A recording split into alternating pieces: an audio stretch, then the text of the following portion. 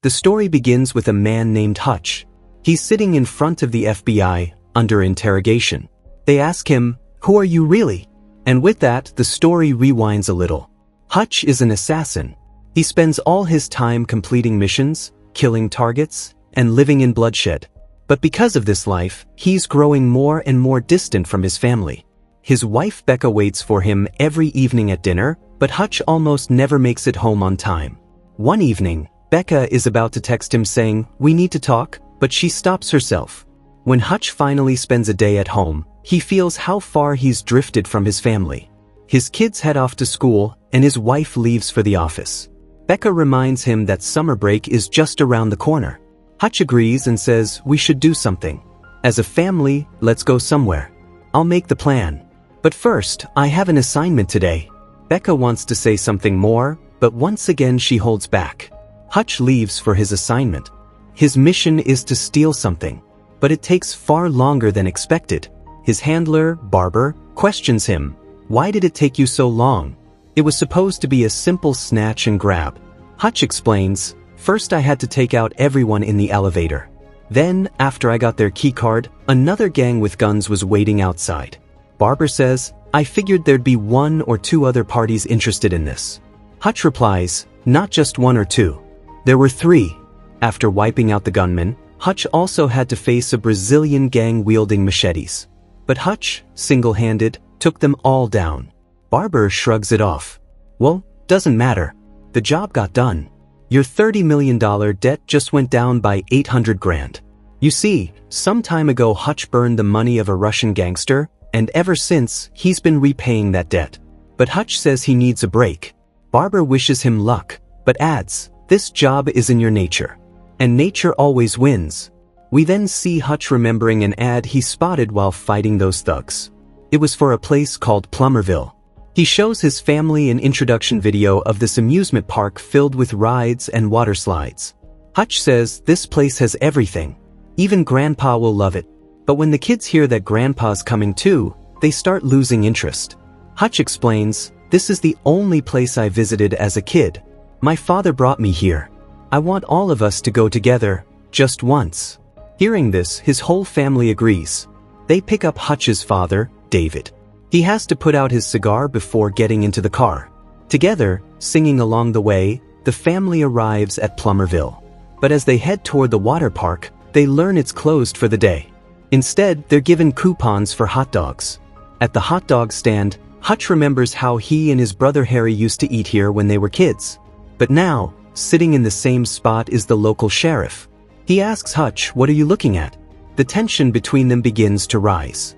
Hutch takes his hot dogs and sits with his family. After eating, they head to the arcade to play some games. Brady wins a stack of tickets and kindly gives them to a group of nearby girls. But one of the girls' boyfriends doesn't like it. He demands Brady apologize for something he didn't even do. To make things worse, the boy rips apart Sammy's toy, Hutch's daughter's prize. Brady stands up to him, and a fight breaks out. The arcade manager steps in. Hutch tries to calm everything down. Becca insists they should just leave. But as they're walking out, the manager slaps little Sammy on the head. That crosses the line for Hutch. He turns back inside.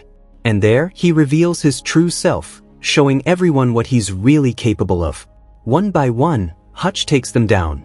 And finally, he delivers a slap to the arcade manager's head. But because of what Hutch did, the police took his whole family in for questioning. While they sat to the side, Brady looked at his dad and said, "What you did back there was awesome." But Hutch didn't see it that way.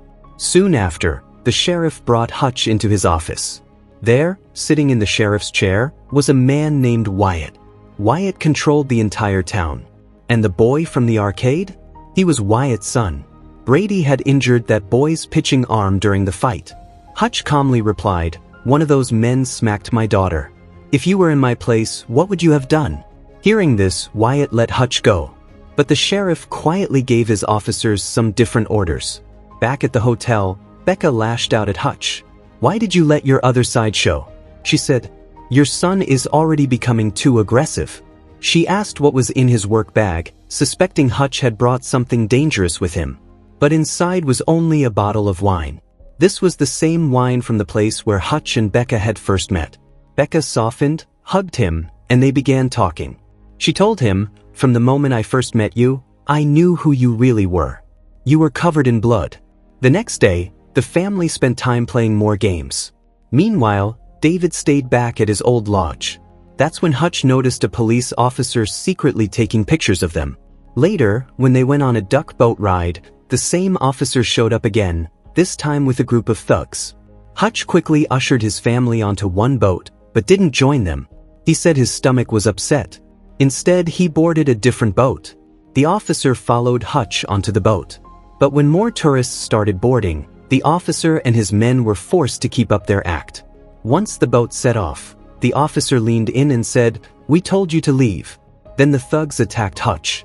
The fight broke out in the middle of the moving boat, but none of the tourists noticed. They were too busy wearing headphones and enjoying the ride. During the brawl, the officer slashed Hutch's finger with a knife, cutting it clean off. A fish swallowed the severed finger as it fell into the water.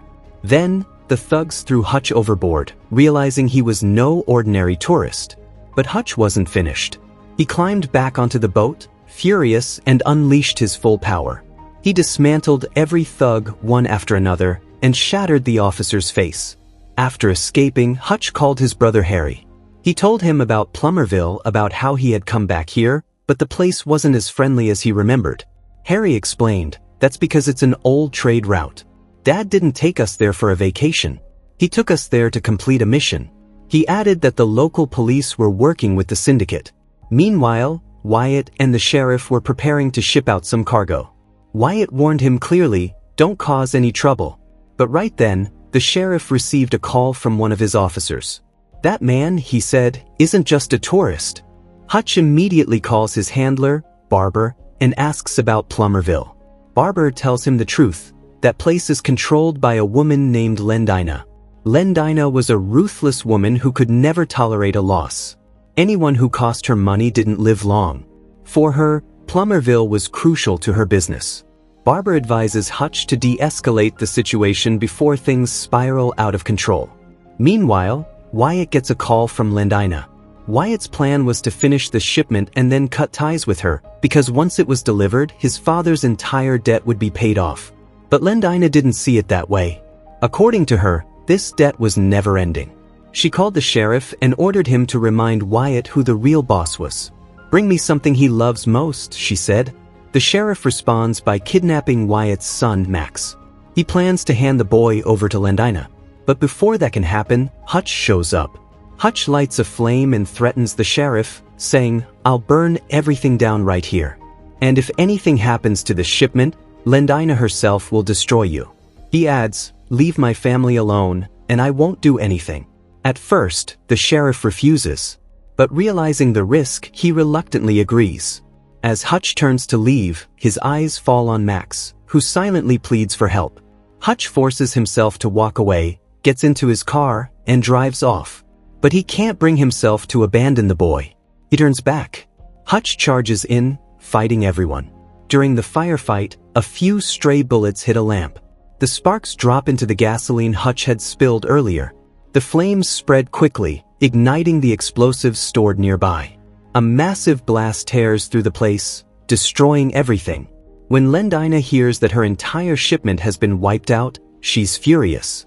She also learns the man responsible is staying here with his family.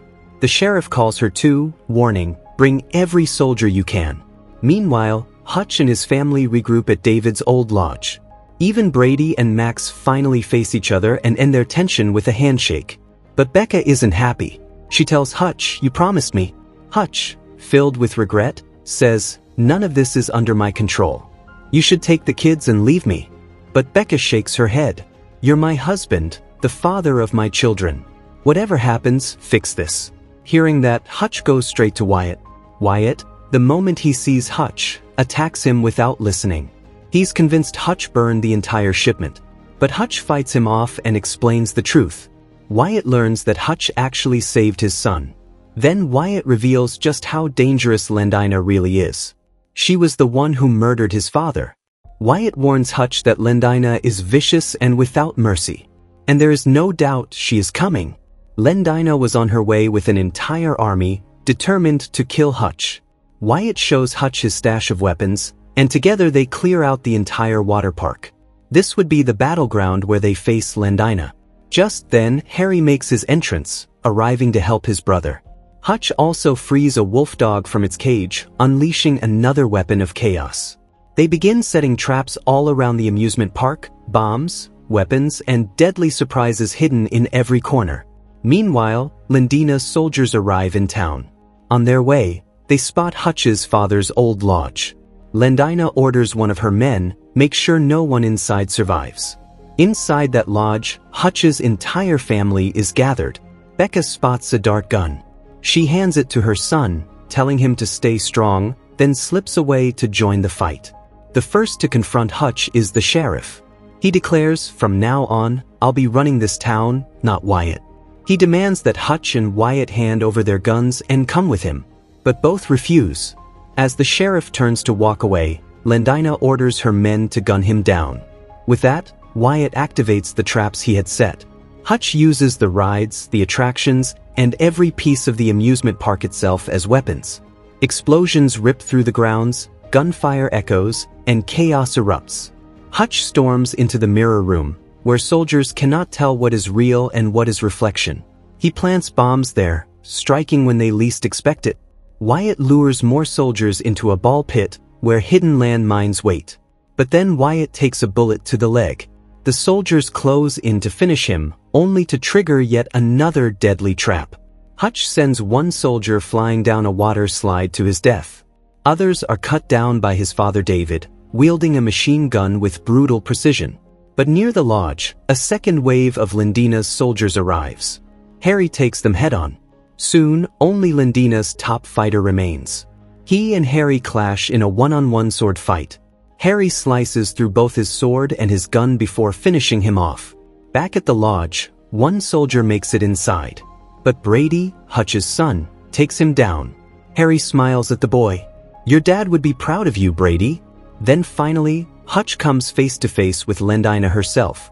She sends two fighters against him, and they overwhelm him. Lendina sneers, "Now you will lose everything." She orders her fighters to finish Hutch. But suddenly, shots ring out. Wyatt fires from behind, killing both fighters. Enraged, Lendina hurls a knife straight into Wyatt, cutting him down. She moves in to kill Hutch next, but Becca arrives just in time. She fires the dart gun straight into Lendina's eye, ending her once and for all. More of Lendina's soldiers swarm in, but David detonates all the bombs they planted earlier. The entire park erupts in flames. Hutch and Becca leap into the pool, saving themselves from the blasts. Under the water, Becca pulls him close and kisses him. And now, we return to where it began. Hutch and Becca, sitting in an interrogation room. But before the FBI can push further, a phone call comes in. After hearing the instructions, the agents have no choice but to release them both immediately. And with that, friends, our story comes to an end. Tell us in the comments how you liked this explanation. And do not forget to like the video and subscribe to the channel.